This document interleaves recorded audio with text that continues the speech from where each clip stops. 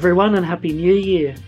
This is Hamish Downing back. I'm a filmmaker and a former drag queen, and we have the 15th season of RuPaul's Drag Race upon us, so that means another Snatch Game is coming. So I thought I would take a look back at the previous 14 seasons and the spin-offs, and look at some of the Golden Age stars that have appeared on this iconic game. So first in season 2, we started with Pandora Box with Carol Channing. Now you might think, oh, is Carol Channing really a Golden Age star? Well, she is a Broadway star, but she did appear on a few Golden Age films at the time, so I'm being a little bit generous here. I'd say together with Tatiana's Britney Spears, Pandora really set the gold standard. It includes all of her great catchphrases and kind of introduces a couple of her own. Definitely the whole raspberries was really great. Season 3, we started on a high. Season 3 goes right down to the bottom. We've got Mariah with her Joan Crawford impression, and well, you know, it's not funny, it's not that accurate even to Mummy Dearest, and the makeup is terrible, so the less said about that the better. Season 4, we didn't have any Golden Age stars. Season 5, we have Marilyn Monroe. Now Ivy Winters was a very skinny drag queen, so honestly, her Marilyn kind of looked to me a little bit like when it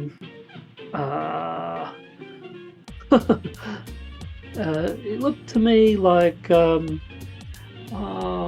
what's her name? Gentleman.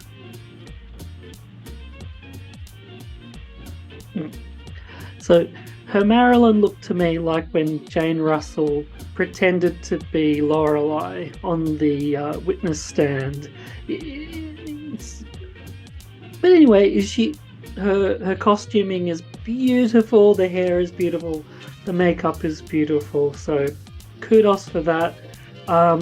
Wasn't terribly funny and got a lot of like really basic softball information about Marilyn wrong, but it did set up some funny comebacks from Jinx Monsoon.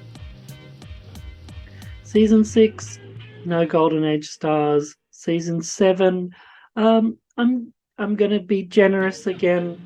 So we have Kennedy Davenport doing Little Richard. Now, if you remember, Little Richard did appear in Jane Mansfield's vehicle, The Girl Can't Help It.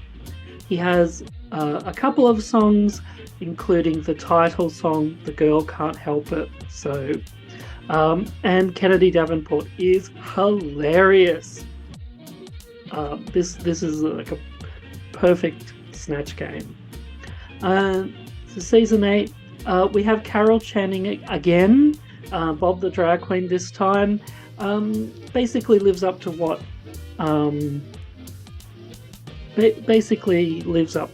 Pandora Box set when she set the standard. We also have the first Eartha Kitt by Chi Devane, rest in peace. And Chi did a really good job, a serviceable job. She did the 1980s faux hawk hair, and really sold the Catwoman. She was a lot of fun. Not perfect, but a lot of fun. So now season 9, we do have. This might be a little bit controversial, but I'll say we have one Golden Age star here. Now, some of you might say, but what about Liza Minnelli with Alexis Michelle? And while Liza Minnelli is the daughter of a Golden Age star, I would put her more into a category of New Hollywood. Even if our impression of her is cabaret, and that's set in the Germany just before World War II, so it feels like she should be a Golden Age star. Anyway, Liza Minnelli was great, but Sacha Velour with Marlena Dietrich was perfect. Now, I think when we see Marlena Dietrich in films, she's got a lot more life and energy than what Sacha Velour did, but she really got that kind of stiff, silent era, don't, make sure you only look at the camera head on kind of feel and vibe. And, anyway, I thought she did a pretty good job, of capturing perhaps the way people remember Marlena Dietrich, even if that's not really 100% of how she really was. But I think she did a really good job.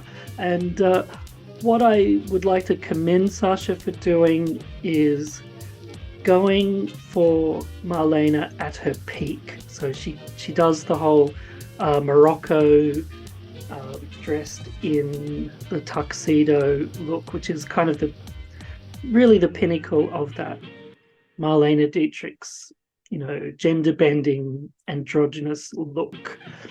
So I really commend her for that, because usually drag queens, maybe I'll get on my little rant. Here's my little soapbox. There's a part of me that feels like, well, every time drag queens parody or tribute stars of the Golden Age, they always pick them kind of at their lowest point. And maybe that really proves that these women were really untouchable. Like, nobody can even come close to the star quality they had. That's my feeling. So I want to commend Sacha for going for Marlena at her peak. Now, season 10, this might require a bit of an explanation. We've got Mitz Cracker going for Dorothy Parker, which I think everybody thinks of her as maybe a humorist or a wit, a writer, and obviously a columnist for The New Yorker. Now, some people may forget that she was also a screenwriter, and she co-wrote the original 1937 A Star Is Born film. So there's one. She also did polishing work with some extra scenes and dialogue polishing on Betty Davis's The Little Foxes. And she also worked with the likes of Cary Grant and Hitchcock. So she's absolutely worthy of being a Golden Age star, which she was, especially of the cinema. She's right there. She's saying the words. And oh dear, Mitz Cracker was, well, she kind of looked like her. Let's say that. Wasn't funny, didn't get any of Dorothy's great punchlines. I mean, my goodness, like that great one about tell me a joke about horticulture. You can bring a horticulture, but you can't make a thing. Like, Anyway, I love Dorothy Parker, and it's a pity that she deserves better. She really deserves better. A lot of them do. Joan Crawford also deserves better. So season 11, we don't really have a Golden Age star here. Season 12, the drag queen who shall not be named did an impression of Katharine Hepburn, which, let me say, it was funny. But like I'm saying, she's going for Katharine at, what every comedian does when they go for Catherine. They always go for her on Golden Pond when her Parkinson's disease is getting quite visible. So they go for that part of it. And honestly, I'm not impressed. It's low-hanging fruit, and you're going for Catherine, 4-time Oscar winner at her, when she's not well, at her peak, and she had a lot of peaks over many, many decades. But yeah, if you're going to go for one of the greats of cinematic history, go for them at their peak. I'll respect you more. Okay, season 13, we don't have a Golden Age star. And season 14, again, we don't have a Golden Age star, although I will do a little shout out to Drew Barrymore, Willow Peel doing Drew Barrymore, who was the granddaughter of course, the wonderful John Barrymore. Absolutely romantic leading man. Now we've got the All-Star seasons. Now, All-Star 1, technically it wasn't Snatch Game, it was Gaff-In or Laugh-In, the Laugh-In thing. And we have Chad Michaels and Chanel doing Betty Davis and Lucille Ball respectively. They do a serviceable job. Chad Michaels much better than Chanel. Chanel is known for her Lucille Ball, but what she does in Vegas is to lip sync to Vitamina Vegemina, that routine. Like, she does all of that great stuff, but she can't bring that Lucy spirit off the cuff, which is a shame. Season 2 of All Stars, we have possibly one of the greatest, and before I mention Alaska, we've got Alyssa Edwards as Joan Crawford's again, and let's just say, almost just as bad as Mariah. It's nothing like the poise and the elegance that we associate with Joan Crawford. It is full on a parody of a parody of a parody of a parody of Mummy Dearest, and it's hilarious, but it's not Joan Crawford. But anyway, it's funny, so whatever. And you've got Alaska, who's possibly done the greatest impression of a Golden Age star.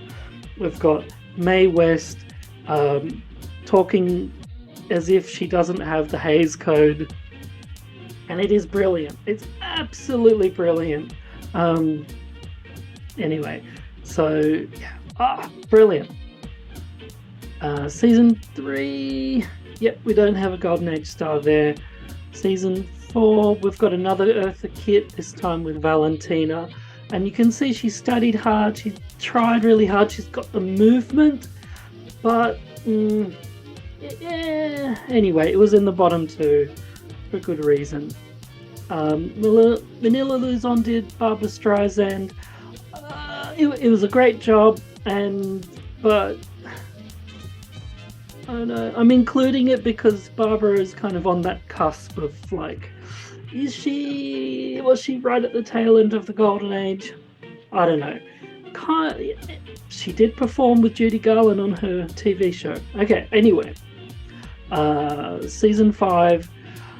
Oh dear, we don't have a Golden Age star. Oh, sorry. Season 5, we've got Jujube doing Eartha Kitt for the third time. Third time lucky. This is perfect. Once again, just capturing the essence of that Eartha that we all love and creating some catchphrases which, are sensible 74 degrees, which I can see Eartha saying, even though she didn't. I think that's, when you can do that, that's really, that's when you can go off the cuff, improvise as that person. I think that's wonderful. So season 6, Snatch Game of Love, we've got a Phyllis Diller. That's really television, and it was a lot of fun. But anyway, so kudos to Ginger Minge for Phyllis Diller, but anyway, not really golden age. Season 7, now we've possibly got one of the greatest ones of all time. Jinx Monsoon does Judy Garland, and she sings, she does one-liners, she's incredible, absolutely incredible, possibly the best Snatch Game of all time, not just of a golden age star. Brilliant, absolutely brilliant. So moving on to RuPaul's Secret Celebrity Drag Race, there's yet another Eartha Kitt. I didn't watch it, sorry. I'm not that interested in this particular iteration. There was a Lucille Ball, which was alright. Lucy deserves better. Maybe a third time will be a charm if anyone ever tries again.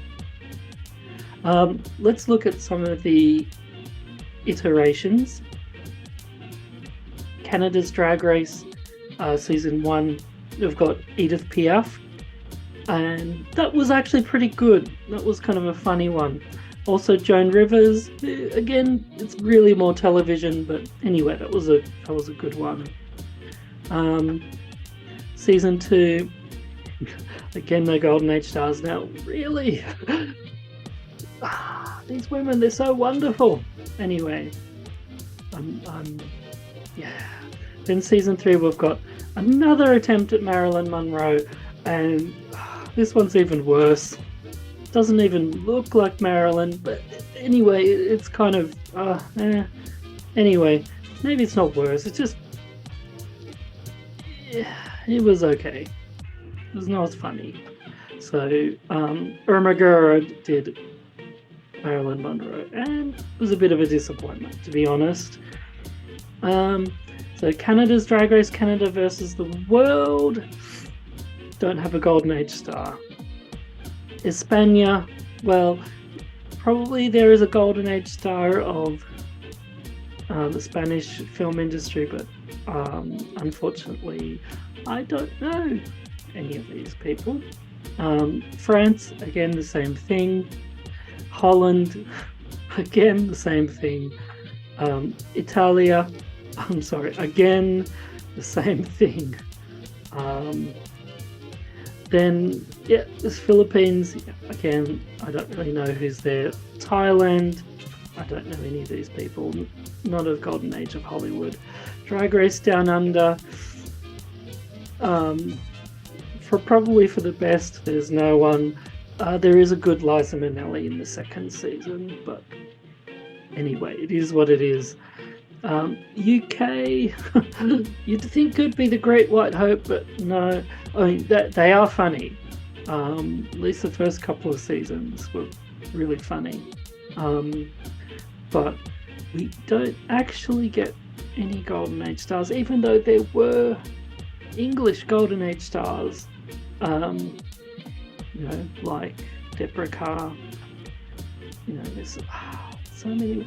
Now, there is Pixie Polite did do Shirley Bassey, who is she was a contemporary of Eartha Kitt. It was terrible. It's a terrible parody of the impression that Matt Lucas did on, I think, what was their show? Rock something. Anyway, it was like a parody show of people in the rock music. And that was a pretty funny one. Now, on UK versus the World, again, no golden age stars. So, so now that we've gone through all these impressions, what was the worst one? I hate to say, but probably Mariah's probably Mariah's Joan Crawford, or Ivy Winter's Marilyn Monroe. I'm gonna say Mariah's Joan Crawford just because it was, aside from holding the wire hanger, there really wasn't anything there at all. It wasn't funny. Anyway, that's the worst one. Now, who is the best? Now, as you can see, like, I want someone who has, well, obviously they're funny, and someone who's gone after, picked someone at their peak. So I'm going to actually choose Alaska's Mae West as my favorite. Which is funny because probably my personal favorite is actually the Judy Garland by Jinx Monsoon, but just because I have that feeling of like, well, if you're going to do a Golden Age star, try and, I'm just impressed if you go for someone at their peak, which is what Alaska did. And then, honorable mentions going to Jinx Monsoon's Judy Garland and Sasha Velour's Marlena Dietrich, and of course Pandora Box, who started them all with their Carol Channing. Okay, what do you think? Who was the best? Who's the worst? Are you excited for this season's Snatch Game? Honestly, I'm kind of not, because they haven't been funny in quite a few seasons. But anyway, the UK one's usually pretty good. Anyway, let's hope, fingers crossed, this year's going to be really good. Okay. Thank you. Like, comment, subscribe. Just do your best, darling.